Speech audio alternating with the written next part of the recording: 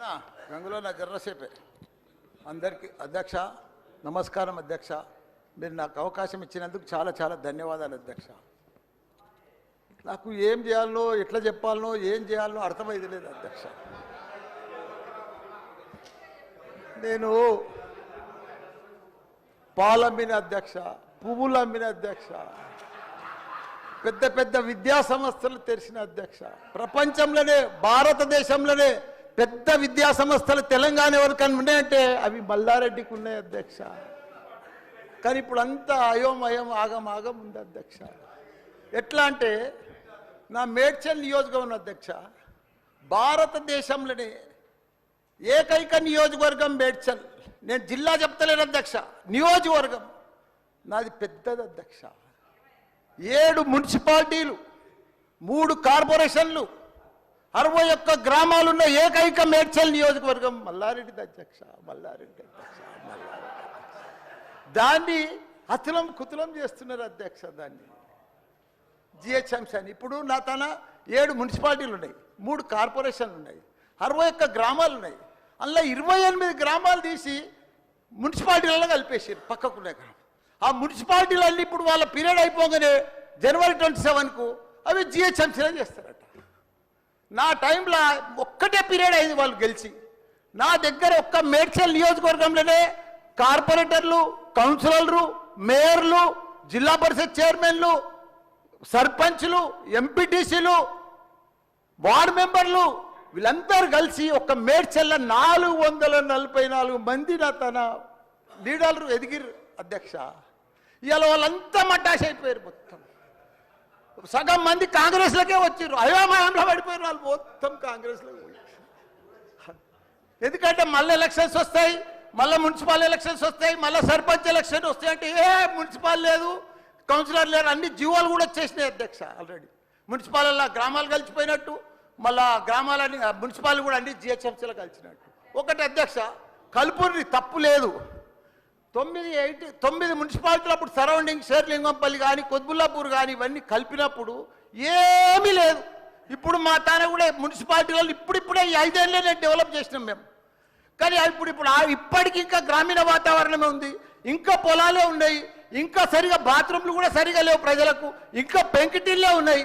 అవన్నీ కూడా జిహెచ్ఎంసీలో కలిపితే పరిస్థితి ఇప్పుడు బంజారాల్లో జూబ్లీహిల్స్లో అదే ట్యాక్స్ ఉంటుంది, మా గ్రామాలలో అదే ట్యాక్స్ ఉంటుంది అధ్యక్ష. ఈ పైసలన్నీ కూడా తీసుకుపోయి ఏదైనా పెద్ద పెద్ద ఫ్లైఓవర్లు వేయాలన్నా ఏది వేయాలన్నా మళ్ళీ జూబ్లీహిల్స్ బంజారాలని ఖర్చు పెడతారు అధ్యక్ష. మా పుణ్యాన్ని మా మున్సిపాలిటీలో అట్లనే ఉండని, ఇంకో పీరియడ్ ఉండని, ఇంకో 2 ఉండని. శ్రీధర్ బాబు గారు మా సీఎం కూడా చెప్పండి మీరు దయచేసి ఈ సభ ద్వారా మా మున్సిపాలిటీలు ఇంకో పీరియడ్ ఉంటే మంచిగా అవుతుంది. ఎందుకంటే గ్రామీణ ప్రాంతాలు ఉన్నాయి, ఇంకా వ్యవసాయాలు ఉన్నాయి, ఇంకా పెంకటిళ్ళు ఉన్నాయి. మనం అన్ని ఇప్పుడు నా అన్ని కూడా జిహెచ్ఎంసీలో కలిసినట్టు. నాకు రూరల్ లేదు, ఎంపీటీసీ లేదు, సర్పంచ్ లేడు, కౌన్సిలర్ లేడు, ఓన్లీ కార్పొరేటర్. అది కూడా 20-30 వేలకు ఒక్కరు అవుతారు. 444 మంది పోయి 40 మంది కూడా గారు 8-10 మంది అవుతారు నా నియోజకవర్గం. 6,48,000 ఓట్లు ఉన్నాయి అధ్యక్ష. అది అయిపోయిందా, ఈ పార్టీకి అయిపోయింది. దయచేసి అది చెప్పినా మీకు అంత మనవించుకున్నా. హైడ్రా భారతదేశంలోనే మన హైదరాబాద్ అంటే తెలంగాణ రాష్ట్రం అంటే ప్రపంచమంతా మోగిపోయింది అధ్యక్ష. ఐటీ రంగంలో కానీ ప్రతి ఒక్క డెవలప్మెంట్లో కానీ ప్రతి దాంట్లో కూడా హైడ్రా వచ్చినాక ఒక్కసారి హైడ్రా ఏం పెద్ద తప్పు పని చేయలే, కానీ హైడ్రా వచ్చినాక ఒక భయాందోళనతో మొత్తం కుప్పగొలిపోయింది అధ్యక్ష. హైదరాబాద్ సిటీ దిష్టి తగిలిపోయింది అధ్యక్ష. నువ్వేమన్నా అనుకో, ఎందుకంటే నాకు పెద్ద ల్యాండ్ బ్యాంక్ ఉంది, నాకు పెద్ద విద్యా సంస్థలు ఉన్నాయి, నాకేం నష్టం లేదు, నేనేం ఎఫ్టీఎల్లో లేను, బఫర్ జోన్లో లేను. నేను జనరల్గా చెప్తున్నా, అభివృద్ధి అమెజాన్, గూగుల్, ఫేస్బుక్, యాపిల్ లాంటి కంపెనీలు అమెరికా తర్వాత ఇక్కడ మన హైదరాబాద్ తెచ్చిండు మన కేటీఆర్ అధ్యక్ష. హెడ్ క్వార్టర్స్ ఈయనే ఉండే అధ్యక్ష. ఐటీలా మనం కర్ణాటక బెంగళూరు మించిన అధ్యక్ష. ఇక్కడ 9 లక్షల మంది ఉద్యోగాలు చేస్తున్నారు, ఐటీ ఉద్యోగాలు. పెద్ద పెద్ద ప్రపంచం అంతా కూడా హైదరాబాద్ హైడ్రా తీసుకొచ్చి పెద్ద పెద్ద వాళ్ళకు బుగులు పట్టిపోయింది అధ్యక్ష. గరీబ్ వాళ్ళు అయితే గుండెలు వలిగిపోయినాయి అధ్యక్ష. మరి అది ఎందుకు తెచ్చిర్రో ఏమో మళ్ళీ నాకు అర్థం కాదు. ఇప్పుడు ఒకటి అధ్యక్ష, ఇప్పుడు నాయే కొన్ని ఎఫ్టీఎల్ ఉన్నాయనుకో, ఎగ్జాంపుల్ చెప్తా శ్రీధర్ బాబానా. మన ఇంట్లో మన సెల్ ఫోన్లో చూస్తే మన భూమి వన్ జర్సెప్టి ద ఫ్లో అయిపోతుంది అన్న, మీకు దండం పెడతా. మీరంతా చాలా మేధావులు. మన ఇంట్లో కూర్చొని కూడా మన పొలం హైడ్రాల్ ఉందా, చెరువు ఎఫ్టీఎల్ ఉందా, బఫర్ జోన్లు ఉందా చూసుకోవచ్చు. అంత టెక్నాలజీ వచ్చింది. గూగుల్లో పోతే చూసుకోవచ్చు. చూసి ఎవరెవరికి ఉందో ముందే నోటీసులు ఇచ్చి ఓపికతో అర్జెంట్ ఏముంది, తెల్లారి శుక్రవారం పొద్దుగల్లే పోయి శనివారం పొద్దుగల్లే పోయి కూలగొట్టాలని ఏముంది అధ్యక్ష. నిదానంగా వాళ్ళు కూడా మన తెలంగాణ ప్రజలే. వాళ్ళంతా కూడా మీరు ఓటేస్తేనే మనం మంత్రిలో కూర్చున్నాం. మనం అంత ఆదల బాధ ఆధార్ చేసేది, టెన్షన్ చేసేది ఏం అవసరం.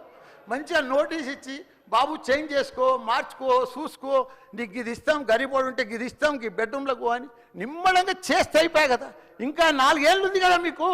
ఈ ఏడాదిలోనే ఫస్ట్ ఇయర్లో చేయాలని ఏముంది అన్ని కొన్ని చేసుకుంటా ఉండి. రియల్ ఎస్టేట్ అయితే అధ్యక్ష